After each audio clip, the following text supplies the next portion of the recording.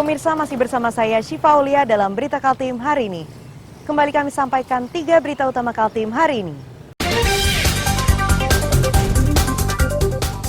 Bocah laki-laki usia 3 tahun di Samarinda dicekoki narkoba oleh tetangganya menggunakan botol bekas menghisap sabu-sabu.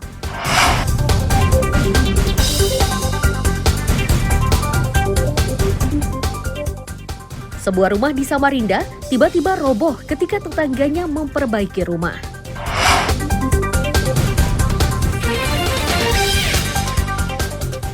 Kenaikan tarif air bersih di Penajam Pasir Utara dikeluhkan warga.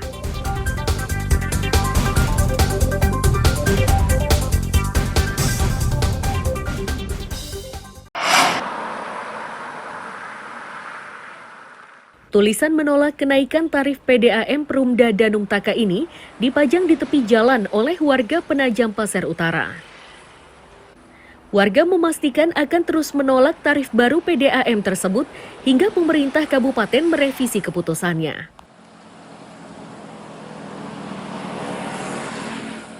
Kenaikan tarif berdasarkan Peraturan Bupati Nomor 45 Tahun 2022 tentang tarif air PDAM itu dinilai meresahkan warga karena kenaikannya cukup besar dari Rp4.450 menjadi Rp5.625 per meter kubik.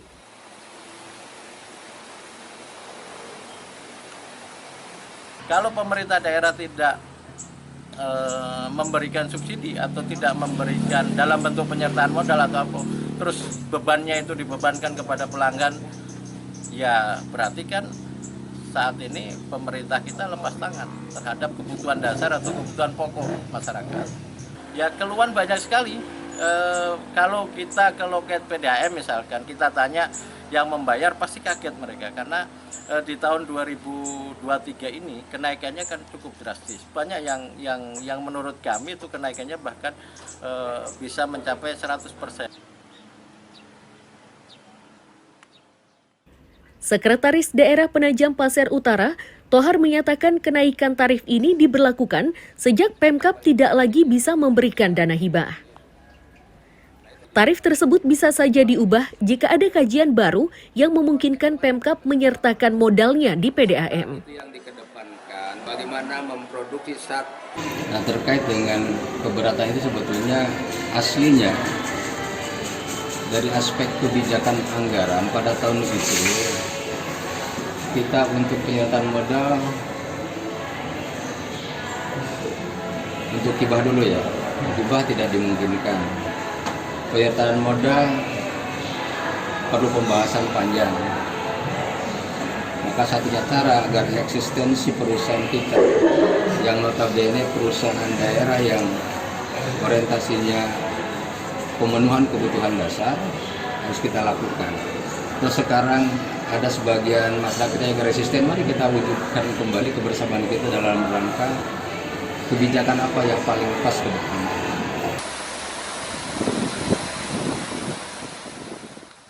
Pencabutan dana hibah dan penyertaan modal Pemkab Penajam Pasir Utara ini dihentikan menyusul temuan kasus penyalahgunaan dana penyertaan modal Pemda kepada Perusda hingga berujung temuan KPK beberapa waktu lalu.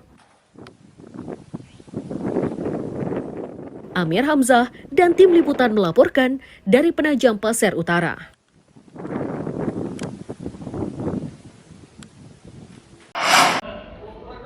Ini mau dilanjutkan atau mau dinaikkan? Partai Keadilan Sejahtera Kaltim merupakan salah satu partai yang secara terbuka memberikan dukungan kepada Anies Baswedan sebagai calon presiden di Pilpres 2024. Bahkan dukungan ini dilakukan pengurus dan simpatisan partai melalui ikrar yang digelar di Samarinda Sabtu malam. Ketua DPW PKS Kaltim menegaskan, PKS dan koalisinya sudah merancang berbagai strategi agar pemilu kali ini bisa mereka menangkan. Kami, struktur partai, Bordapil. Untuk Kalimantan Timur yang diamanahkan ke saya, bagian dari breakdown dan melakukan melanjutkan memberikan untuk kebutuhan Kalimantan Timur bahwa pemenangan Anies Baswedan ini kita berikan menjadi berbagai program pemenangan dan ada tahapan-tahapan yang akan kita lakukan mulai dari persiapan pemenangan di legislatif yang sekaligus itu menjadi tanggal untuk mendapatkan kemenangan di eksekutif. Berpindah tidak lagi di Jakarta, tetapi Sementara, elemen masyarakat juga ramai memberikan dukungan. Kali ini mereka memberi dukungan kepada Budi Gunawan sebagai calon wakil presiden yang akan dipasangkan dengan Ganjar Pranowo. Nama tersebut sengaja diajukan karena dinilai layak. Budi dengan pengalamannya di kepolisian dan Badan Intelijen Negara diyakini memahami kondisi bangsa. saya pikir dengan relasi Pak Budi Gunawan yang begitu luas dan beliau juga sudah pernah bertugas di seluruh daerah-daerah yang ada di Indonesia, jadi dia tahu pasti peta yang ada di Indonesia karena memang kita sadari Indonesia dengan sekian banyak suku, dengan sekian banyak agama, wilayah juga semakin luas, Indonesia sangat luas. Ini dibutuhkan seorang yang bisa mendampingi Pak Ganjar itu yang cukup kuat. Saya hormati, saya cintai, saya banggakan. Menanggapi deklarasi dan dukungan kepada tokoh politik, warga tetap meminta agar pemilu 2024 berjalan aman dan damai. Bagi siapapun yang terpilih, maka tugasnya adalah mensejahterakan rakyat. Amir Hamzah, Ade Saputra dan tim liputan melaporkan dari Samarinda. Yang masih kita saksikan bersama sampai di Menteri dan juga jajarannya. Gotong royong menyingkirkan sampah yang berserakan di Pantai Lamaru ini diikuti berbagai kalangan, termasuk Menteri Lingkungan Hidup dan Kehutanan Siti Nurbaya Bakar. Gotong royong ini dilakukan di 6 titik di Balikpapan dan berhasil mengumpulkan 9,1 ton sampah dan 35% diantaranya merupakan sampah non-organik. Siti Nurbaya menyatakan Indonesia merupakan salah satu negara penghasil sampah terbesar. Saat ini, Kementerian Lingkungan Hidup terus mendata dan mencatat jumlah sampah yang dihasilkan per hari. Ia melihat dari jumlah sampah tersebut, sebagian bisa diolah menjadi barang bernilai ekonomis.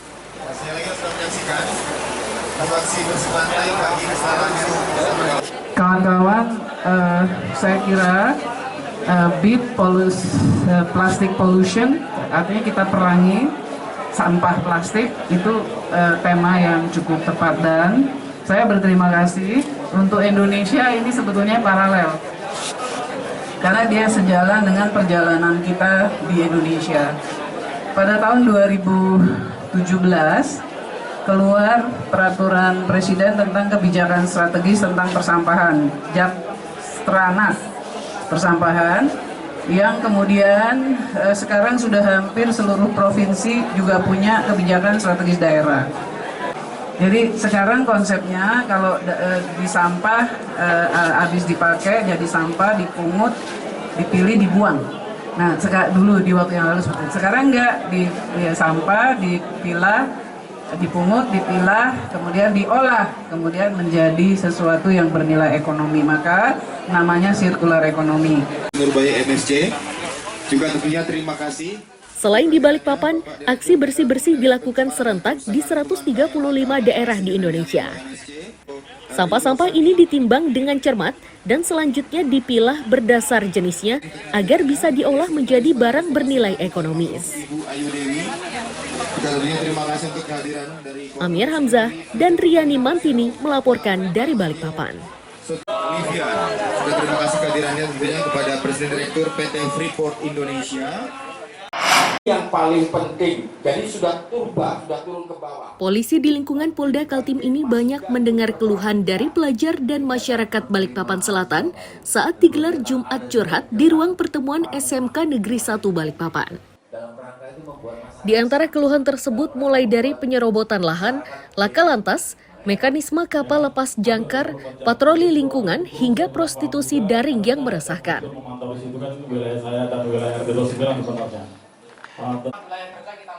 Dari berbagai keluhan tersebut, polisi akan berupaya meningkatkan kinerjanya agar layanan bisa diberikan secara maksimal. Polisi juga meminta masyarakat ikut mendukung kinerjanya dengan melaporkan berbagai tindakan yang berpotensi mengganggu keamanan dan ketertiban. Kemudian terlapor juga belum membenarkan itu salah.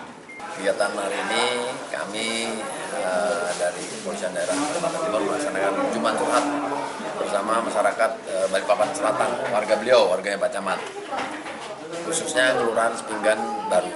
Jadi tujuan dari Jumat Curhat ini memang kan lebih mendekatkan diri kepada masyarakat, menggali apa keinginan masyarakat, curhat kan, Jumat Curhat, curahan hati apa.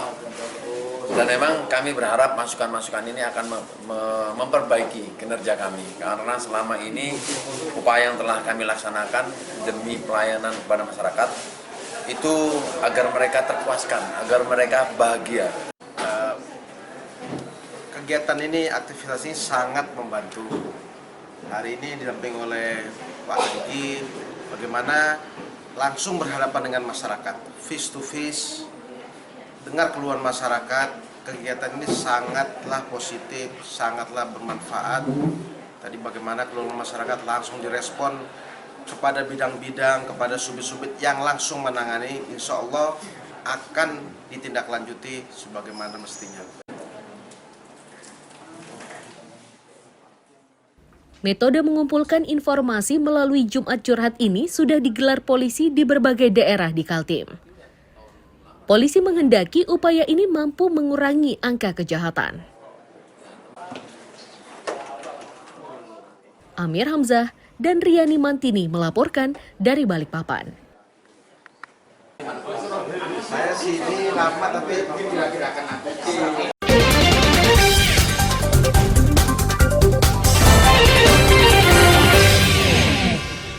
Berita tadi menjadi akhir perjumpaan kita hari ini. Saya Syifa Aulia, pamit undur diri. Selamat pagi dan selamat beraktivitas.